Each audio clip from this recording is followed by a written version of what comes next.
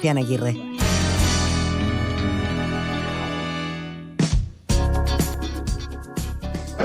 ¿Cómo están? Bienvenidos. Gracias por acompañarnos en este día martes de lluvia a nivel nacional. Aquí en Radio Pauta estamos comenzando otra edición de Reunión de Pauta, listos con nuestros panelistas para empezar la conversación de esta jornada. Gracias a los que están sintonizando la sintonía de Pauta a esta hora, el 99.1 de Antofagasta, en el 96.7, Valparaíso y Viña del Mar, en Santiago 100.5, 96.7, también en Temuco y en Pauta.cl. A todos ustedes, bienvenidos a nuestro espacio de conversación de cada jornada. Nuestros panelistas ya conectados, como siempre, para iniciar esta conversación de día martes. Mauricio Rojas, profesor investigador de la Universidad del Desarrollo, junto a nosotros. ¿Cómo está, Mauricio? Bienvenido. Muy bien, Sebastián, un gusto, como siempre. Gracias por acompañarnos. Carlos Williamson, profesor titular de Economía en la Universidad Católica, profesor titular de la Universidad San Sebastián. Bienvenido, Carlos. Hola, Sebastián. Gracias por estar con nosotros. Y María Olivia Recart completa nuestro panel, rectora nacional de la Universidad Santo Tomás, ex subsecretaria de Hacienda y miembro activo de Comunidad Mujer. ¿Cómo estás, María Olivia? Muy bien, aquí escuchando llover en Santiago. Es como salir a dar una vuelta a la manzana para que... No, aquí me están llegando las gotitas. Salir a dar una vuelta a la manzana con el viento en la cara, feliz. Raro. Sí, en el sur estaban con algunos problemas, incluso con algunas calles anegadas. Mucha lluvia en el sur. El otro día pensaba, en todo caso, lo extraño que va a ser para los más jóvenes, para los niños que no están acostumbrados a la lluvia. Yo y ustedes seguramente tenemos el recuerdo de esa lluvia fuerte, sí, ¿no? A la antigua acá en Santiago. Yo estuve en Temuco 3 días. Oye, cómo llovía, no te puedo imaginar. En Temuco llovía. Aquí mira, estamos en incontinencia, digamos. Santiago parece que está... La tercera edad galopante. Ojalá que sea un episodio que se repita en el resto del año. Sabemos de sobra lo seco que han estado los últimos años acá en la zona central. Bueno, vamos a nuestros temas de fondo para la pauta del día de hoy, comenzando por un hecho que ha ocurrido la noche de este lunes en la provincia o en la comuna más bien de Talagante, acá en la región metropolitana, que generó harto impacto y algunas reacciones políticas. Nos vamos a detener en eso fundamentalmente, pero les cuento, para los que no han estado al tanto de estas noticias, a eso de las 8 de la noche de este lunes, un grupo de cerca de 200 personas ingresó a la fuerza a saquear un supermercado en las cercanías de la Plaza de Armas. Era bien céntrico, además, ahí en la comuna de Talagante. Hoy día se le preguntó a primera hora a la ministra del Interior sobre este tema, sobre mayores antecedentes del caso, y dijo: voy a consultar, no tengo esta información en ese momento, estamos al calor de las movilizaciones, prometiendo que luego va a transmitir más información. Generó harto comentario la respuesta que dio la ministra, pensando en el cargo, ¿no? Ella es la responsable precisamente de asuntos de seguridad pública y de orden público. Entonces queríamos analizarnos en eso específicamente, esa frase, lo que dijo la ministra del día de hoy por la mañana. Carlos, ¿esta respuesta refleja qué cosa crees tú? ¿Prudencia, no opinar sin tener los datos a mano, o cierto desentendimiento quizás respecto a ese rol bien relevante que está jugando, que tiene que jugar el Ministerio del Interior? Yo la calificaría como infantil displicencia frente a hechos conocidos y una falta como de inteligencia emocional. O sea, por último decir, en realidad, si es así, es muy grave, simplemente, como digo, displicencia que me parece que es infantil. Pero además perjudica, creo yo, la imagen de un gobierno de coalición que llegó con la duda respecto a su capacidad de poner orden, ¿no es cierto?, y controlar el orden público en el país. Por tanto, yo creo que es un muy mal, ¿no es cierto?, favor que le está haciendo al gobierno, que está tratando de plantear una idea, ¿no es cierto?, la idea de un gobierno que va a respetar el Estado de Derecho. Yo creo que el vandalismo en el supermercado es un hecho grave de por sí, ¿no es cierto?, pero además tiene un carácter simbólico, porque esto puede arrastrar a otros, ¿no es cierto?, que hagan lo mismo. Hay que recordar, ¿no es cierto?, en el tiempo de la pandemia, en algún momento hubo, ¿no es cierto?, ataque a supermercados. Por lo tanto, yo creo que este es un asunto que puede tener consecuencias futuras, digamos, sentar un precedente muy malo. Por lo tanto, yo creo que aquí la ministra muestra nuevamente una incapacidad para darse cuenta que estamos con una situación de violencia que se reflejó también en la Araucanía. Hay que recordar que ella, ¿no es cierto?, habló, ¿no es cierto?, de que en la Araucanía no habían solamente presos indígenas, presos políticos, y tuvo que ser, ¿no es cierto?, corregida de alguna forma por el subsecretario. Por tanto, yo creo que aquí estamos frente a una situación que le puede costar caro al gobierno y muestra nuevamente su incapacidad para manejarse en un cargo tan importante como el Ministerio del Interior. Está de modo, Sebastián, puedes mover la boca, pero no te escuchamos. Ahora sí, Mauricio. Bueno, en realidad el cargo que la ministra Siches tiene es el cargo más complicado, más complejo de todo el gobierno. Tiene que manejar, en fin, todos los hechos de violencia, criminalidad, etcétera. Y uno se pregunta cuáles son los méritos de la ministra para asumir este cargo. ¿Cómo pensó el presidente? ¿Cómo se elaboró la idea de que Isquia Siches saltara de su rol en el colegio médico y en la campaña a ocupar un puesto de esta magnitud? Porque lo que está pasando ahora es que uno se da cuenta que Isquia Siches no es competente para este cargo. Es simplemente incapaz de asumir esta tremenda responsabilidad. Ella seguramente es muy capaz en muchas cosas, pero para ser ministra del Interior no está dando el ancho. Y este es un problema del gobierno en general. O sea, este es un gobierno que algunos dicen parecen, qué sé yo, gente que está en práctica, que están haciendo una especie de aprendiendo en el cargo. Pero es que no se puede. No se puede. Se ve en el cargo de la ministra Siches con una claridad impresionante. Por lo tanto, yo creo que aquí hay una falta muy grave del diseño, de pensar lo que implica gobernar. Un problema de fondo. La gente que está en el gobierno hoy día es gente de la protesta, de la barricada, del centro de alumnos, etcétera, pero gobernar es una cosa muy distinta y no están dando el ancho simplemente. María Olivia. Mira, a mí los adjetivos los voy a reservar creo que no vale la pena usarlos en público, ¿no? O sea, creo que es difícil estar en el gobierno, es súper difícil ejercer un cargo público, exponerse todo el día a los comentarios en general de la prensa, a las redes sociales. Hay que estar preparado para eso desde el punto de vista de una templanza personal. Que es de una magnitud insospechada hasta que uno no lo vive, porque tú estás expuesto como persona, sin embargo se está evaluando el cargo, cómo lo haces tú en un cargo, y creo que esa es la primera cosa que quiero decir. Segundo, este cargo de ministro del Interior tiene un tema que se arrastra hace muchos años, y que es el tema de la seguridad, que ha ido de la inseguridad, ¿no es cierto?, que ha ido en aumento, y por lo tanto el de la mantención del orden público.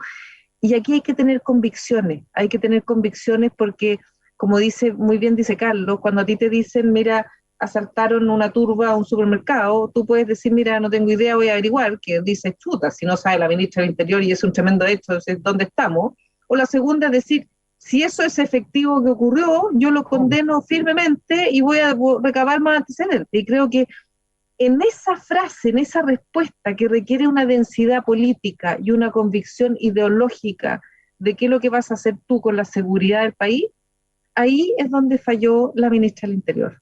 Y en eso es grave porque de alguna manera abre puertas a que se entienda. Y yo no quisiera entender que es así, ¿no? O sea, que se comprenda por parte de la gente de que la violencia y la inseguridad son atributos que este gobierno no le pone un freno ni le va a poner un freno. Y yo creo que eso está mal. Debiéramos ponerle, porque este es un tema que está entrando demasiado con fuerza en toda nuestra sociedad. Sí, claro, y aparece... O sea, de hecho, mira, yo no sé, Sebastián, pero no tengo idea de qué pasó además con la justicia, porque yo lo que leí, no sé si es cierto, a esta altura yo no tengo el detector de fake news, pero vi en redes sociales que habían dicho que la justicia había liderado a las personas que habían sido aprendidas ayer. A varios, sí, había detenido a cerca de 48 personas ¿Sí? inicialmente, pero luego quedaron la mayoría en libertad. ¿Y por qué? Razones. ¿Sabemos por qué? No, distintas razones, cada uno por las condiciones en las que fueron detenidos en algunos casos, o sea, cada caso fue analizado de manera distinta, claro.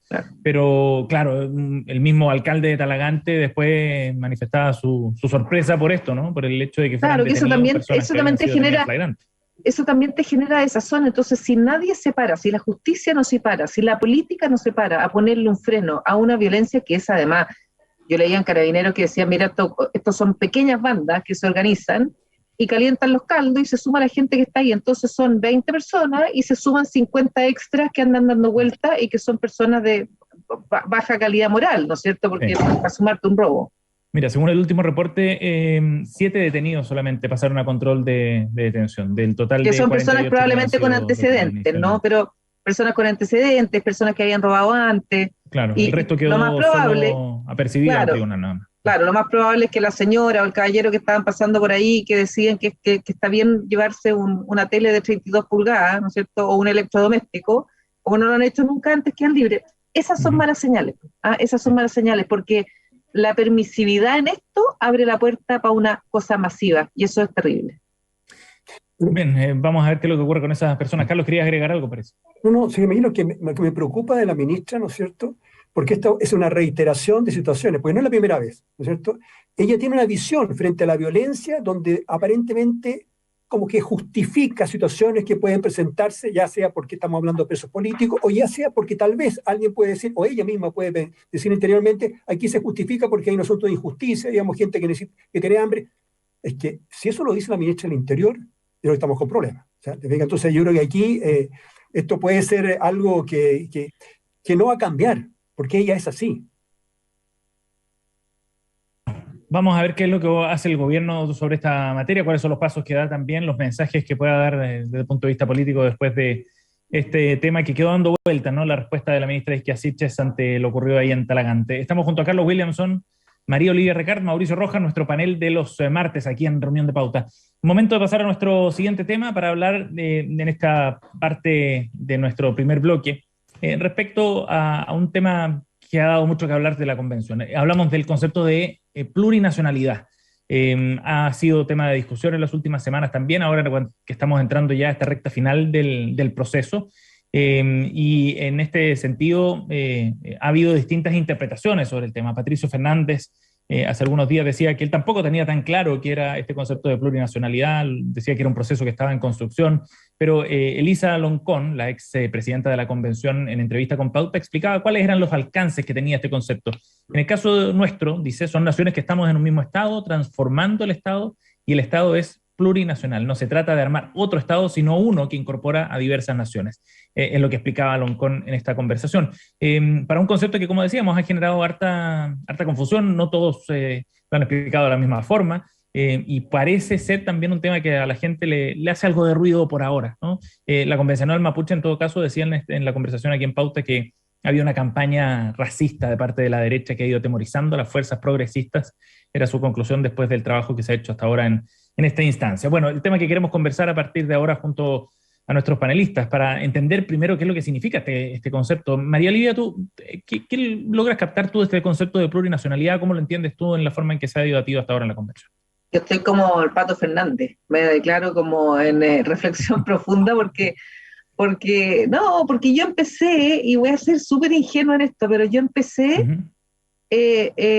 pensando, chuta, porque hay multinacional, ¿no es cierto?, que son las empresas, ponte tú, que se les denomina así porque tienen sedes en muchos lugares. Entonces, ¿no es cierto?, tenía una nacionalidad, pero las multinacionales, ¿ya? ¿Qué será una plurinacional? Si uno piensa un órgano, una institución plurinacional, que adentro caben muchos.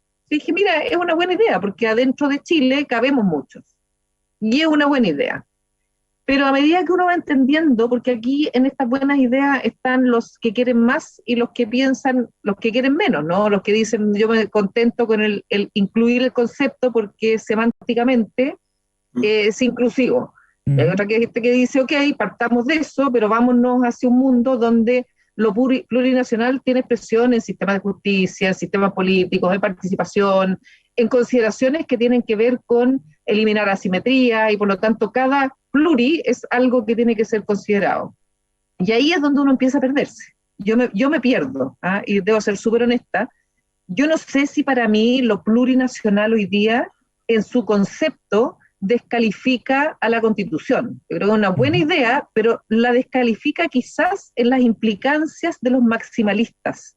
Es decir, lo quiero llevar a una cosa que permite los sistemas de justicia, porque ¿no es cierto?, que nos están dando respuesta a por qué una persona que se considera de una etnia indígena puede escoger para un lado y para el otro, y nosotros que no somos, solo escogemos uno. ¿Cómo se aplican las diferencias? Entonces lo plurinacional es un concepto ideológicamente interesante, pero que en su aplicación práctica sufre, para mí, y que no soy abogado, sufre de mucho como lomo de toro, tiene como muchos enredos. La madeja a mí no se me ha terminado de de destrabar. Entonces, soy inútil para esta discusión. No, vamos aportando miradas distintas, pues, y estamos, yo creo, todos en ese proceso de ir comprendiendo algunos conceptos clave. Mauricio. Mira, el párrafo con que se iniciaría la nueva constitución es el siguiente. Chile es un estado regional, plurinacional e intercultural. El que entiende todo esto es un mago. Y esto es lo que se supone que va a plebiscitarse el día 4 de septiembre. O sea, una entelequia absolutamente incomprensible. Ahora, detrás de esto hay una cosa mucho más simple. Cuando hablamos de naciones, usamos un concepto que en términos de políticos es muy fuerte. Las naciones tienen derecho a la independencia y a la autodeterminación, tienen todos los derechos posibles porque son naciones. Y por eso que, claro, yo entiendo que Elisa Loncón y otros representantes de la minoría mapuche que está organizada allí, porque es una minoría muy claramente, no es la mayoría mapuche, por supuesto que no, ellos tienen muy claro, ellos quieren un reconocimiento de que hay distintas naciones en Chile y mañana pueden plantearse perfectamente la idea de independizarse y pedir un territorio propio. ¿Crees que esto encamina hacia eso? Y que esa es la consecuencia natural. Si no, tú hablas de pueblos distintos, de culturas distintas, hablas de diversidad, de lo que tú quieras. Pero si tú metes el concepto nacional, aparece inmediatamente la idea de la nación-estado. O sea, la nación que se constituye políticamente y logra su independencia política. ¿Qué es lo que está escrito, de hecho, en el proyecto de nueva constitución? Que las naciones que constituyen Chile, no sabemos cuántas son también exactamente, tienen derecho a todo esto, a constituirse políticamente, darse autoridad a un sistema jurídico, etc. Ahora, a mí me faltaron cosas. Yo había dicho lo siguiente, como dice la Constitución boliviana, fíjate, la Constitución boliviana empieza así: Bolivia se constituye en un estado unitario, y después le pone esto de pluriculturalismo, etcétera, etcétera, pero el estado es unitario. Lo mismo dice la Constitución del Ecuador. En Chile no aparece el concepto unitario, se dice que se va a resguardar la unidad de la nación, pero eso es muy distinto, y se les olvidó además poner democrático. Todas las constituciones nuevas dicen que es un Estado democrático. Aquí se les olvidó, estaban tan interesados en esto de lo pluri. En el fondo, la idea es fragmentizar a Chile en regiones, en territorios, en naciones. Pero es como un objetivo obvio, decidido. Pero, y si yo buscara la independencia, como me imagino que la señora Loncón lo hace y otros, esto es ideal. Fragmentar el Estado, porque la idea es disolverlo en buenas cuentas para reivindicar un Estado propio. Eso es muy consecuente. Ahora, que esto lo acepte la mayoría de los chilenos, me parece absolutamente imposible. María Olivia, ¿querías agregar algo?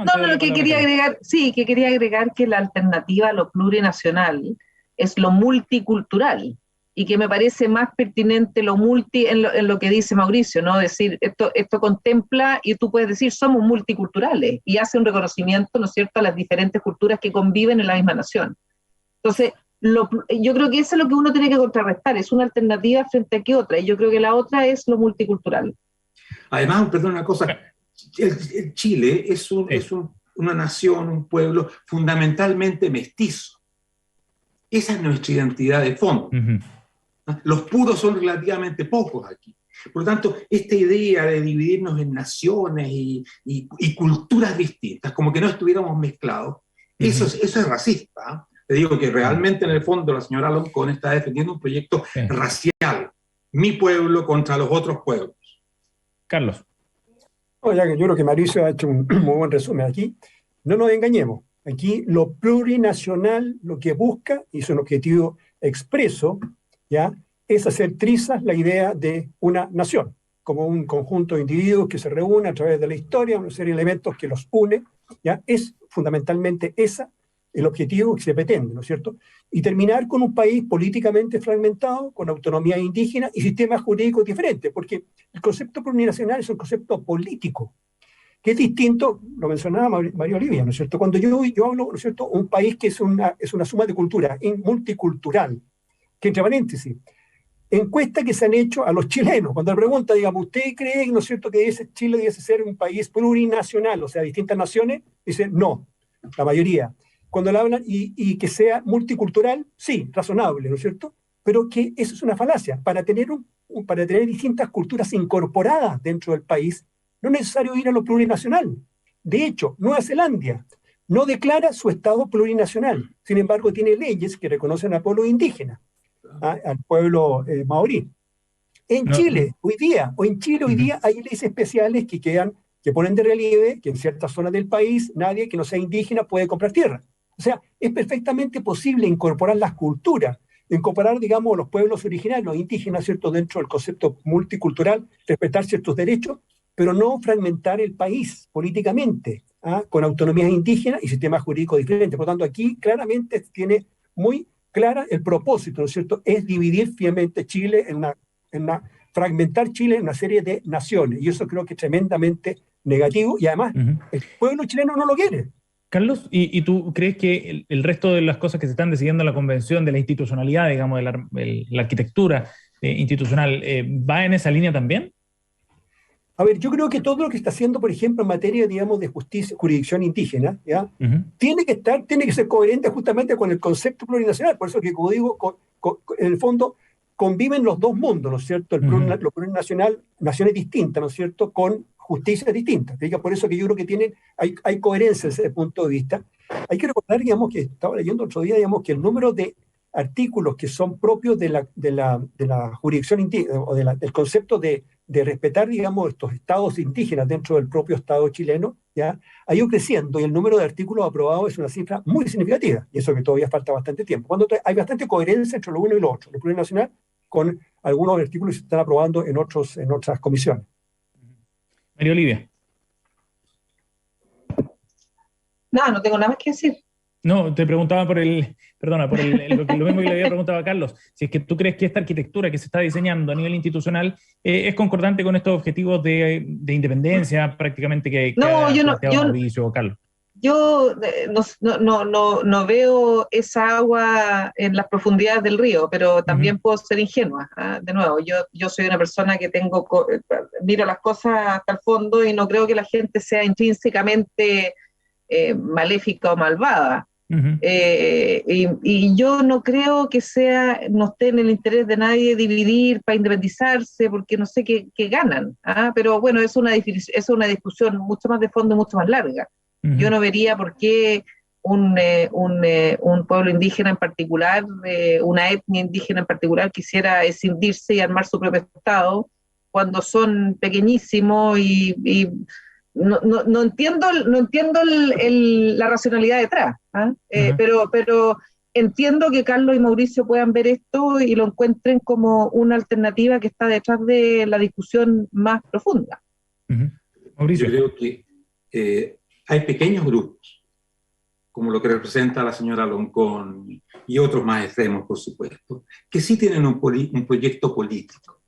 No tienen una mayoría, no tienen grandes masas detrás suyo.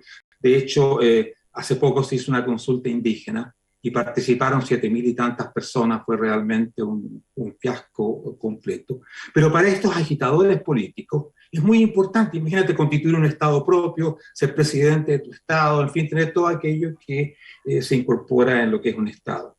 Ahora tú preguntabas por cómo esto se refleja en el resto de la Constitución. Bueno, hace un par de semanas hablábamos de los derechos de agua. ¿Y cuál era la propuesta?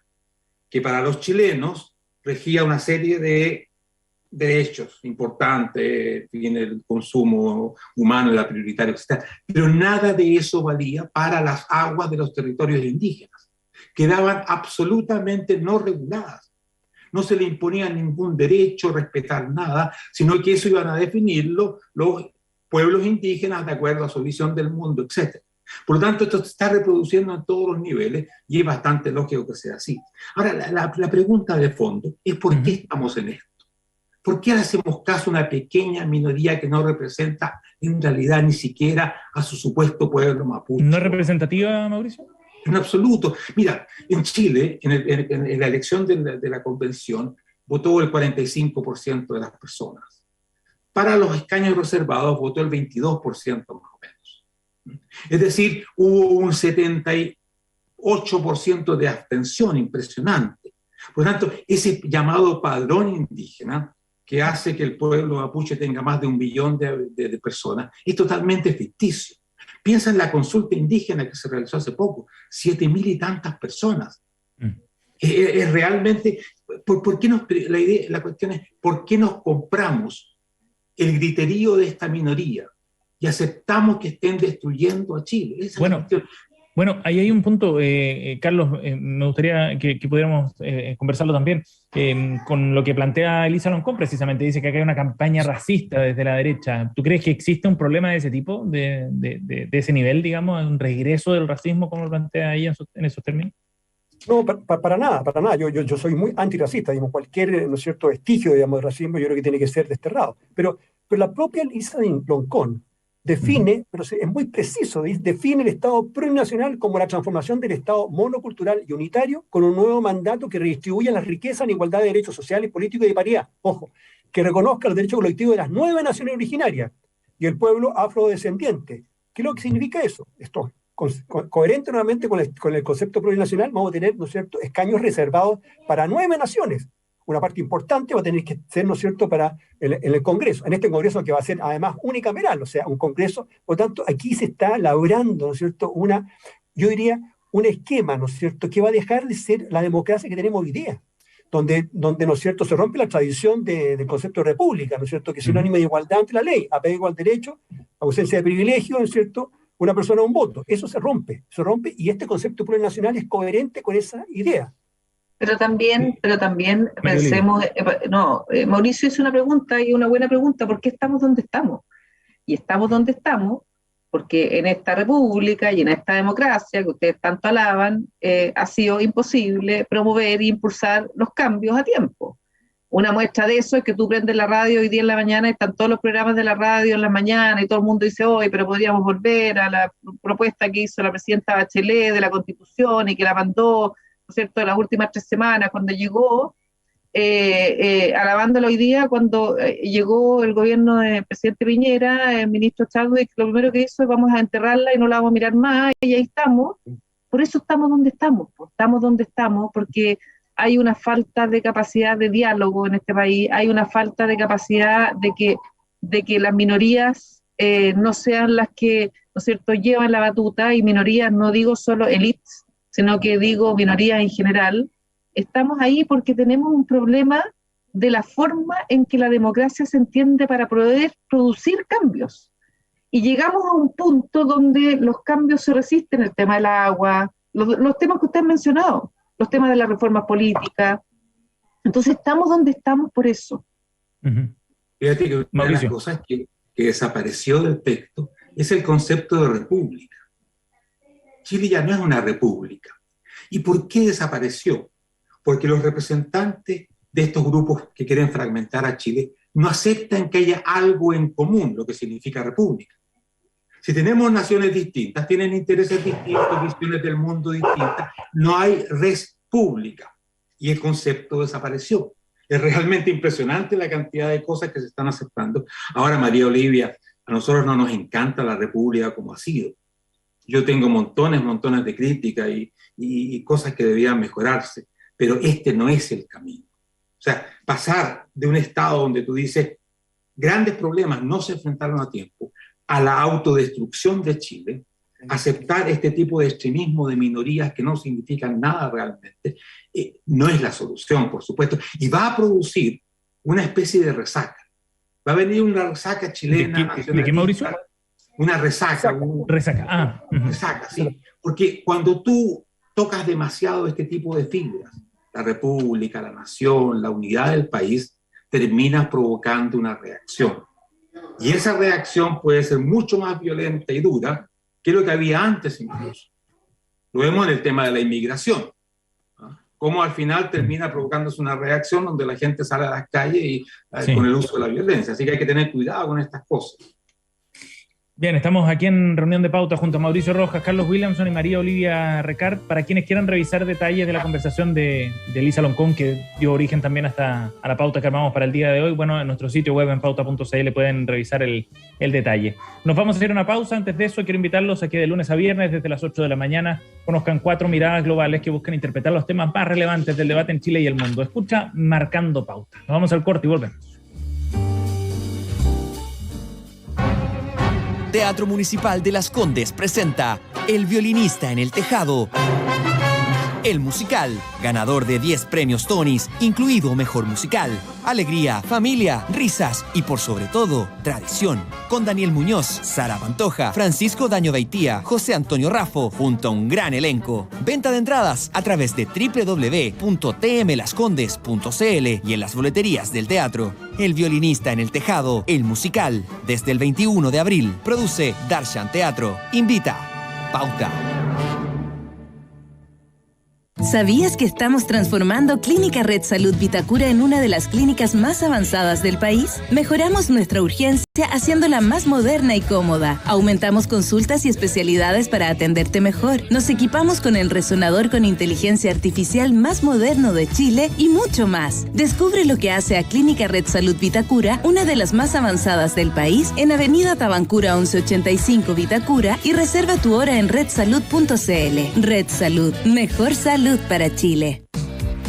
Recuerda que puedes cambiar tu domicilio electoral registrado hasta el 1 de mayo. Solo debes ingresar a miconsulta.cervel.cl y en simples pasos podrás revisar y hacer el cambio de domicilio. Si es necesario, cambia tu domicilio electoral registrado ya, porque tú decides, vota. Infórmate en cervel.cl o llamando al 600-6000-166 o en las redes sociales del Servicio Electoral de Chile. Cervel. Escuchas Reunión de Pauta. Pauta 100.5. Estamos de vuelta, reunión de pauta aquí en la 100.5 en esta tarde de martes y en nuestra efeméride de hoy vamos a recordar una tragedia que impactó a todo el mundo por la magnitud, por lo que significaba también el contexto en el que se estaba desarrollando la Guerra Fría. 36 años se cumplen del desastre de Chernóbil, calificado como el peor accidente nuclear en la historia. Aquel 26 de abril del año 1986, una explosión arrasó con uno de los reactores de la planta nuclear de Chernóbil, que está ubicada cerca de Pripyat, en Ucrania, y que liberó grandes cantidades de radiación en la atmósfera, provocando una lluvia radiactiva en toda Europa, que expuso a millones de personas a niveles peligrosos de radiación. Tras este desastre, las consecuencias mortales fueron inmediatas. Más de 30 personas fallecieron por esta tragedia en esa planta nuclear. El desenlace fue peor todavía porque, según el Organismo Internacional de la Energía Atómica, la OMS, han sido muchos más los que han muerto a causa de síntomas asociados precisamente a la radiación. Actualidad, conversación y análisis con punto de vista. Estás en Reunión de Pauta. Bien, nos vamos ahora a las noticias coladas. María Olivia Recart, Mauricio Rojas y Carlos Williamson están en nuestro panel de los días martes, aquí en Reunión de Pauta, y vamos a ir revisando distintos temas, partiendo por lo que nos propone María Olivia Recart. Hablemos de este tema con un ojo puesto en la industria de las redes sociales, en el mundo de los negocios, María Olivia, y del tema que además de colada no tiene nada, pero tiene mucho que analizar, esta compra por parte de Elon Musk de la compañía Twitter. $44.000 millones pagó por esta red social. Cuéntanos sobre el tema, María Olivia. A ver, yo creo que es interesante. Yo tengo varias preguntas acá y que me gustaría escuchar la opinión de Mauricio, Carlos y tuya, Sebastián, porque al final, ¿para qué compró Elon Musk Twitter?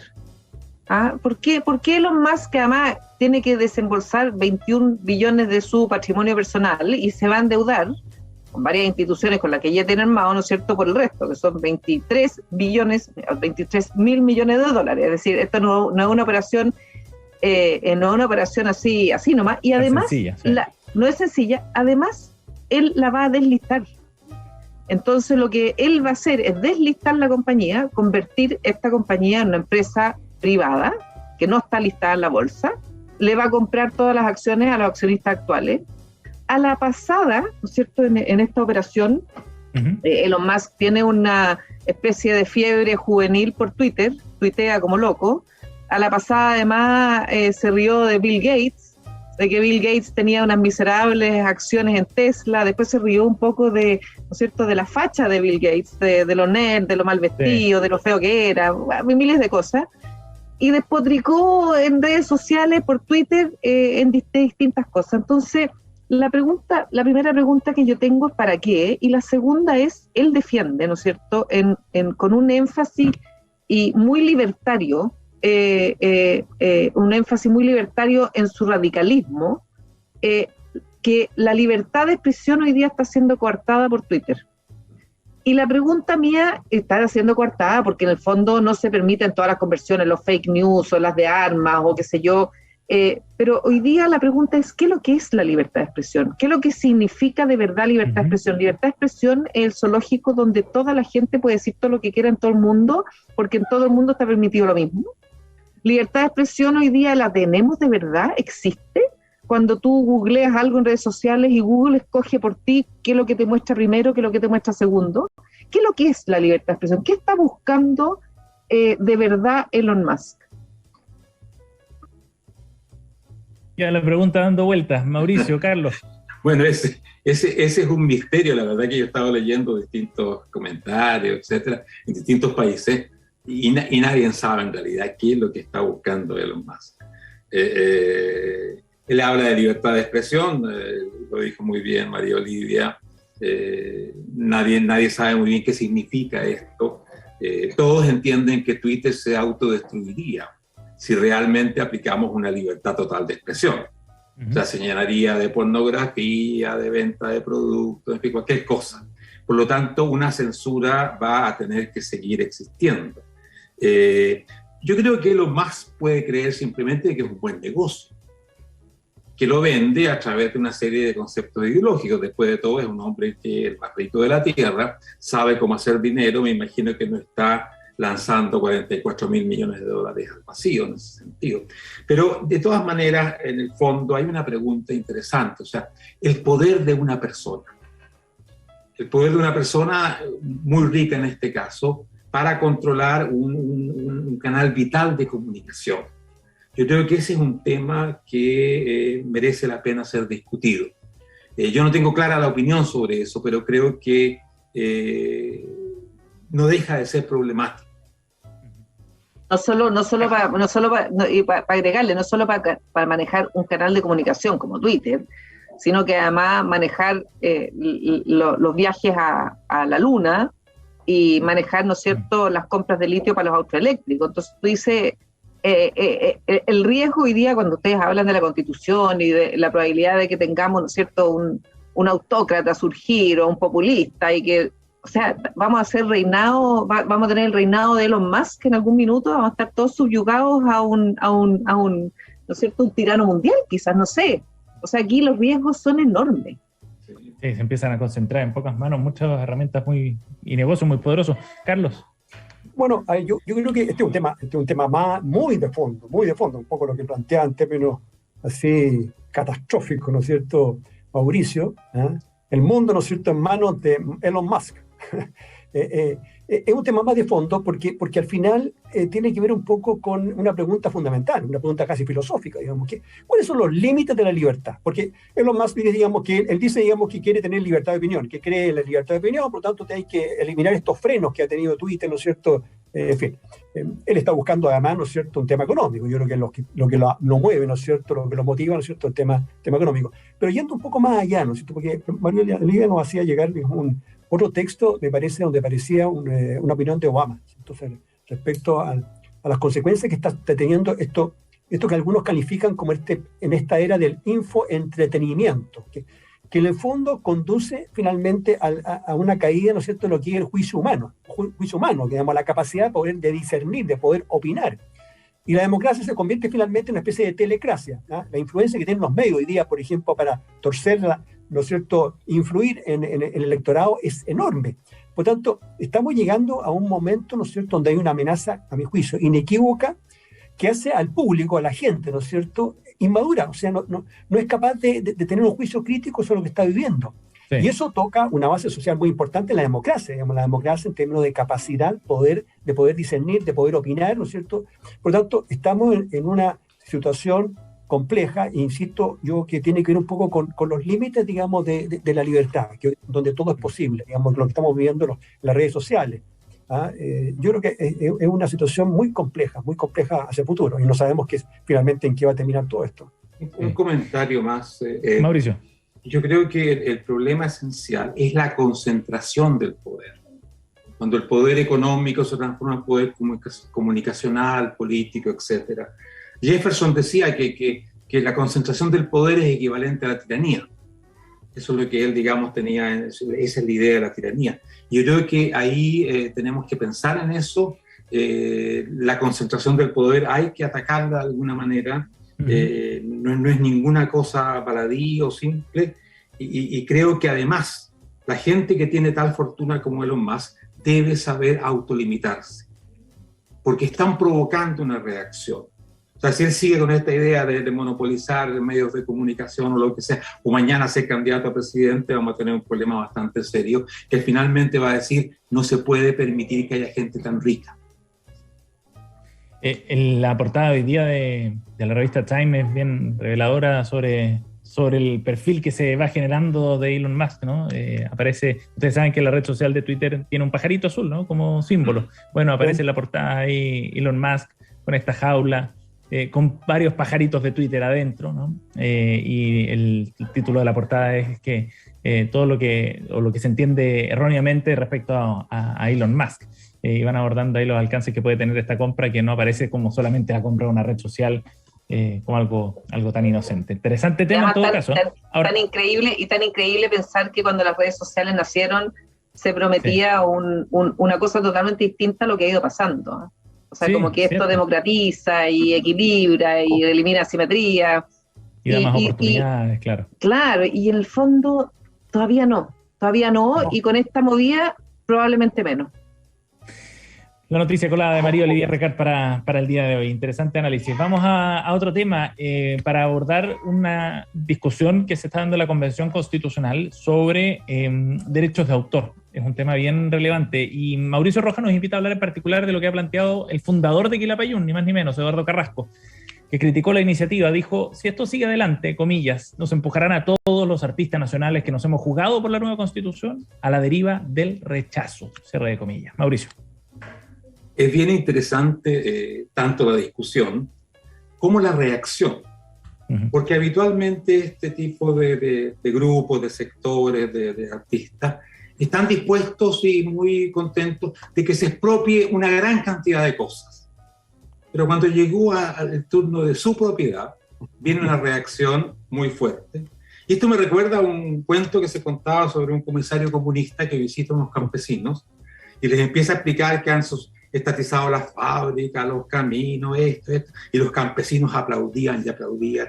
Y finalmente el comisario dice, bueno, y también vamos a estatizar las gallinas. Silencio. ¿Pero qué pasa? Y se preocupa. No, porque tenemos gallinas nosotros. ¿Cómo nos van a quitar las gallinas? Y creo que a estos artistas que han aplaudido tanto disparate, tantas veces, y tanta dictadura muchas veces, hoy día le están tocando su propiedad y ahí viene la reacción. No, momento. Esto no pueden hacerlo a nosotros, la propiedad es sagrada, nuestra propiedad es sagrada.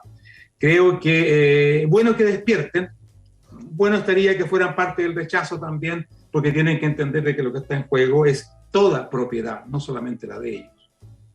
Yo creo que también aquí también hay una lo que habla de los medios, ¿no? O sea, yo creo que está bien, la ministra de Interior con su tremendo peso y se equivoca y vamos dándole 3 o 4 días seguidos, sin interrupción, pero aquí también la ministra de Cultura cometió un error garrafal. Hizo unas declaraciones tendientes un poco, ¿no es cierto?, a decirle, mire señores, también le vamos a quitar la gallina, o sea, la gallina es suya y todo, pero para democratizar la cultura necesitamos que usted no tenga derecho a autor. Sin decirlo, lo dijo. Y se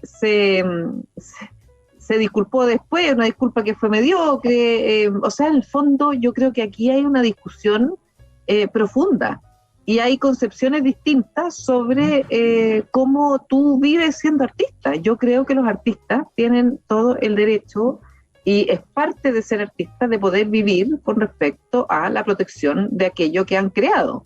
Como cualquier otra persona que ha creado algo, ¿no es cierto? Una innovación, una tecnología, una empresa, tiene el derecho de rentabilizarlo, mucho o poco, pero que le permite vivir. Y los artistas viven de esto. Yo creo que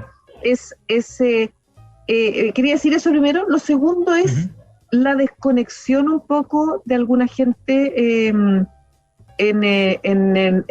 la convención. O sea, cuando tú de verdad, y esto como dice Mauricio, que gente es de izquierda, los artistas en general, están súper conectados con el mundo que fue, ¿no es cierto?, electo, que además tampoco hemos hablado de la disolución de la lista del pueblo, entre otras cosas. Entonces, cuando tú dices aquí, lo que está pasando allá adentro es una desconexión absoluta, incluso con el lugar de donde vienen, quizá el problema sea más grande de lo que uno piensa, y lo de Quilapayún esto con los computadores, cuando tú pones un mensaje y mandas un mensaje por email y le pones harta banderita roja y dice importante, importante, importante, bueno, esto es así, esto es súper importante porque la verdad es que da muestras de otras cosas que están pasando. Carlos. Bueno, primero parto confesando que tengo una gran admiración, ¿ya?, por los Quilapayún. Lo encuentro por lejos el conjunto, ¿no es cierto?, más importante que ha habido en los últimos 50 años en Chile. Y además, digamos, Carrasco ha sido uno de los grandes líderes en ese campo. ¿Puedes tararear algo de Quilapayún? Absolutamente. Vamos. ¿Quieres que cante? Digamos, podría cantar. Adelante, Carlos, adelante. Ahora que yo estuve en el coro. ¿Ah? El pueblo unido jamás será vencido. Incluso, digamos, me tocó asistir a una presentación que hicieron hace un par de años atrás aquí en Santiago, no, el año 2019. Bueno, pero a ver, yo creo que lo que decía Mauricio es muy importante. Yo creo que es bueno, ¿no es cierto?, que alguien, ¿no es cierto?, que tiene, ¿no es cierto?, un origen progresista de izquierda, salga en defensa del derecho de propiedad y lo haga con una frase que son absolutamente, voy a decir, neoliberales. Dice, no hay diferencia, todo derecho existe únicamente cuando es reconocido como tal, no hay diferencia entre la forma que se instituye el derecho de propiedad sobre bienes inmuebles muebles, y el derecho de propiedad intelectual. En ambos casos lo esencial es que tal derecho se reconozca. Fantástico, ¿no es cierto? La defensa del derecho de propiedad, no solamente para los bienes intangibles, sino también para los bienes inmateriales. Inmuebles. Por lo tanto, yo creo que aquí estamos frente a una declaración muy importante de parte de alguien, ¿no es cierto?, que tiene además un cierto liderazgo. Y tal como decía Carrasco, ¿no es cierto?, al final lo que están haciendo es que están obligando a los autores y artistas a que terminen finalmente oponiéndose o rechazando la Constitución por una torpeza, como se está diciendo. Ahora, ¿por qué se hace esto? En el fondo, ¿qué es lo que está detrás? Tiene que ver con la ideología. Lo que está detrás de esta ley tiene que ver con la ideología. Ponen principio, ¿no es cierto?, como principio es que hay que asegurar el derecho colectivo, ¿no es cierto?, a que todo el mundo pueda gozar de estos bienes que se están creando a través de la música, a través del arte. Está bien, pero para eso hay que crearlo. Y para crearlo hay que protegerlo. Y eso es lo que hace el derecho de propiedad. Por lo tanto, yo creo que es muy propicia, ¿no es cierto?, la creación de este Quilapayún. Bien, la noticia colada de Mauricio Rojas sobre esta declaración de Eduardo Carrasco, lo que analizábamos recién aquí en Reunión de Pauta. Nos vamos a la última noticia, Carlos Williamson, que nos invita a hablar de la editorial del diario Mercurio, donde se aborda cómo la discusión de derechos sociales en la convención, comillas, cito, la editorial corre el riesgo de transformarse en un catálogo de prestaciones. Carlos, cuéntanos sobre este tema. Bueno, simplemente, digamos, recordar algo que se estaba viendo, ¿no es cierto?, en la última semana, ¿cierto? La Convención Constituyente, particularmente, ¿no es cierto?, la mesa directiva, digamos, han planteado de que ahora que estamos discutiendo los derechos fundamentales, los derechos sociales, hemos entrado al corazón, ¿no es cierto? Creo que el corazón es esto y el sistema político era como los pulmones, ¿cierto?, como los dos elementos centrales de la Constitución.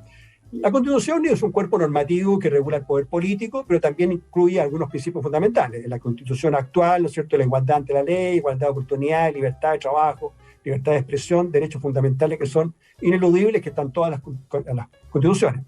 Y también la Constitución actual habla de derechos sociales básicos, derecho a vivir en un ambiente no contaminado, derecho a la salud, educación, previsión social, etcétera, etcétera, etcétera. Pero ahora estamos entrando en una especie como de frenesí donde se van incorporando derechos sociales, y yo creo que nos estamos acercando a muchos países latinoamericanos. Aquí el campeón de los derechos sociales en la Constitución es Venezuela, tiene 80. ¿Ya? Y cuando uno se va, además, a los países europeos, que son los países en los cuales habitualmente, ¿no es cierto?, estos derechos sociales, ¿no es cierto?, no necesariamente están reconocidos en la Constitución, pero se otorgan y la gente puede gozar de ellos, ¿ya? Está violando algo, ¿no es cierto? Esto de tenerlos en la Constitución no asegura el poder habilitarlos, porque eso depende fundamentalmente de la capacidad económica. Con alguna preocupación también, porque lo que se está dejando es que se dice, digamos, que el Estado debiese asegurar la disposición de estos derechos en el tiempo, asegurarlos en la medida de las posibilidades, en la medida de la disponibilidad de recursos fiscales. ¿Qué significa eso? ¿Ah? Que vamos a tener que postergar muchos otros gastos, ¿cierto?, para poder financiar estos derechos. Y por último, un comentario también que hay que agregarlo. Muchos derechos sociales, digamos, en el caso de que se incorporen, se restringiría la posibilidad, ¿no es cierto?, de que empresas privadas, ¿no es cierto?, pudiesen ofrecerlo. O sea, no solamente podrían ser ofrecidos por empresas públicas. Estamos hablando del tema de la salud, estamos hablando del tema de las pensiones, por ejemplo. Por lo tanto, es un conjunto de elementos que finalmente contribuyen, creo yo, a, primero, crear una sensación de algo que eventualmente no se puede otorgar, y en el caso que se otorgue, restringir la participación del sector privado, digamos, y que esto tendría que ser otorgado solamente por el Estado. Eso es más que derechos sociales, es un derecho, digamos, del Estado más bien socialista. Mauricio. Bueno, o sea, mira, hay algunos estudios que muestran bastante claramente que mientras más derechos contiene una constitución, más cerca está el país de una dictadura. Las constituciones que más derechos prometen son constituciones de dictaduras como la venezolana. Y uno podría seguir así y encontraría, bueno, alguna vez Stalin escribió una constitución que era seguramente la llamaron la más democrática del mundo. Todo esto es engaño. Todo esto no tiene ninguna base real, a excepción de que se pudiera judicializar el tema. Es decir, que cuando se escribe que todos tienen derecho a una vivienda digna, etcétera, etcétera, etcétera, yo pueda ir a un tribunal y demandar al Estado. En ese momento cambia todo, por supuesto, ¿no? Y en ese momento se vería además lo imposible de esto. Imagínate, todos corriendo, porque con la lista de derechos que tenemos, todos podemos ir a demandar al Estado, por el aire, por aquí, por allá, todos demandando al Estado una indemnización o que me compre la vivienda digna. Es totalmente absurdo. Ahora, este es el cuento que nos quieren vender para que aceptemos el cambio político, que es la esencia de esta nueva constitución. Todo esto es chocolate para todo, así es bien dulce el resto. María Olivia. Mira, yo creo que han tocado las aristas. A ver, esto sigue siendo una cosa hipotética. Sigue siendo una cosa necesaria. O sea, yo no estoy en desacuerdo con que los derechos sociales se incluyan. Uh-huh. Puede que no sea como, no sé las palabras legales, pero si tú me preguntas a mí, yo creo que el riesgo más grande, hay dos riesgos en esto.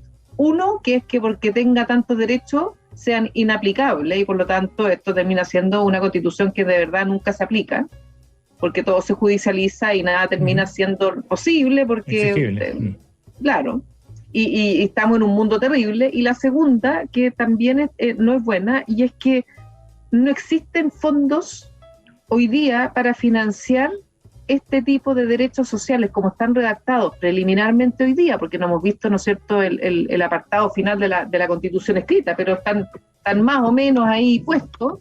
No existen fondos fiscales, más aún cuando nosotros sabemos que Chile recibe sus ingresos del cobre. Y con una mano estamos escribiendo derechos sociales y con otra mano estamos borrando, ¿no es cierto?, la posibilidad de que Chile crezca como un país minero, por distintas razones. Y no lo digo porque esto tiene que ser permisivo, sino que porque al estatizar las mineras, por ejemplo, con una discusión que no se ha zanjado todavía, o al disminuir las concesiones mineras en el norte, estamos achicando, ¿no es cierto?, el lugar desde donde se produce el ingreso de este país, los recursos. Entonces creo que tenemos una inconsistencia basal en esto, y que tiene que ver con cómo se financia, y con los recursos que hoy día tenemos, lo que está ahí no es financiable. Y el derecho de una vivienda, cuando uno lo piensa, uno dice, sí, lo hemos conversado con Carlos, con Mauricio, contigo, Sebastián, hemos conversado de la necesidad de que la gente tenga una vivienda digna. ¿Qué significa eso? Sí. ¿Se lo tiene que dar el Estado? ¿Hay subsidio? ¿No hay subsidio? ¿Dónde se castigan o no se castigan las tomas? Eso hoy día está en un borrón. Con los efectos que se puede generar también desde el punto de vista de la frustración de las personas también, ¿no? En definitiva. Pero obviamente, o sea, cuando tú veas que la discusión dice esto y tú no tienes una vivienda, que además, o tienes una que no consideras digna, ¿qué haces? Judicializa. Estamos junto a María Olivia Recart. Un comentario muy breve. No te vamos a dejar terminar, Sebastián. Mira, yo estoy en un país, Suecia, donde no hay nada de esto en la Constitución, pero tengo más derechos que los que se puedan imaginar ni en sueño los chilenos. Imagino. Estamos junto a Mauricio Rojas, Carlos Williamson y María Olivia Recart, y rápidamente nos vamos a los datos para cerrar el programa del día de hoy, los recomendados de nuestros panelistas para esta edición. Carlos. A ver, voy a poner fome. Yo quiero recomendar, hay un filósofo argentino. Me voy a poner un estado verbal que no es necesariamente. Pero no, puede ser soy. No, quiero decir, me voy a poner fome por lo que voy a presentar. Hay un filósofo argentino, ¿cierto?, que está en Chile, que es profesor de la Universidad de Los Andes, que está opinando ahora último sobre temas políticos, porque viene a Argentina y conoce mucho el mundo argentino, entonces habla de política también, y acaba de publicar un libro que es sobre Aristóteles, pero está escrito, digamos, en un lenguaje que yo creo que es bastante comprensible, que se llama Aristóteles, una introducción, ¿ya? Y el filósofo Alejandro Vigo, ¿no es cierto? Yo recomiendo leerlo porque tiene muchos temas que tienen que ver con la política, con lo que estamos viviendo en nuestro país. Como digo, Aristóteles de Alejandro Vigo. Bien, la recomendación, de Carlos Williamson para el día de hoy. María Olivia.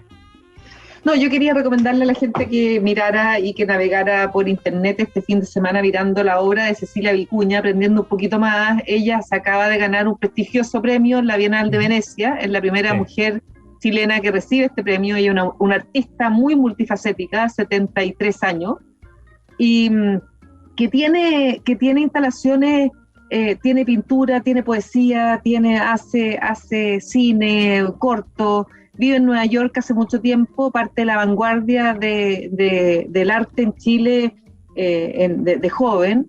Creo que además mujer, súper relevante su visión del feminismo, del activismo feminista en aquellos tiempos, y verla premiada es un orgullo que debiéramos sentir todos los chilenos. La obra de ella es preciosa. De todas maneras. Ella tiene una pintura que se llama Mi mami me mira, muy bonita la pintura, que tiene unos ojos almendrados grandes, una mamá, una guitarra, etcétera, etcétera. Esos ojos fueron parte de la publicidad de la Bienal de Venecia, y ella, cuando agradeció el premio, ella dijo, mira, lo agradezco y todo, y la mía mamá está aquí, y muestra a su mamá que llegó, que de 97 años, que está sentada en la Bienal de Venecia, la acompañó 97 años, y tú hablas de mujeres fuertes, salen mujeres fuertes, y vivimos un momento de cambio. Así que, Cecilia Vicuña, descúbranla. Mauricio, cerramos contigo. Oye, hablando de mujeres fuertes, recomiendo la 4ª temporada de la serie danesa siempre, Borgen. ¡Qué buena! Esa serie política. ¡Qué bueno! Después de 10 años de pausa, vuelve la serie, y ahí lo que se ve está muy bien hecha. Son mujeres en el poder.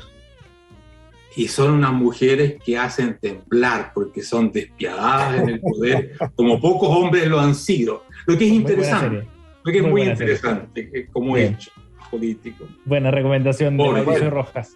Mauricio Rojas, Carlos Williamson y María Olivia Recart, nuestros panelistas de este martes aquí en Reunión de Pauta. Los tres, muchas gracias. Que disfruten de la lluvia. Chao. Gracias. Un abrazo. Ahora sí está lloviendo. Gracias por acompañarnos. Bien, estamos cerrando Reunión de Pauta. En unos minutos, Cristian Barken llega aquí a la 100.5 desde el Jardín, conversando con el escritor argentino Alan Pauls. Gracias por acompañarnos. Hasta mañana.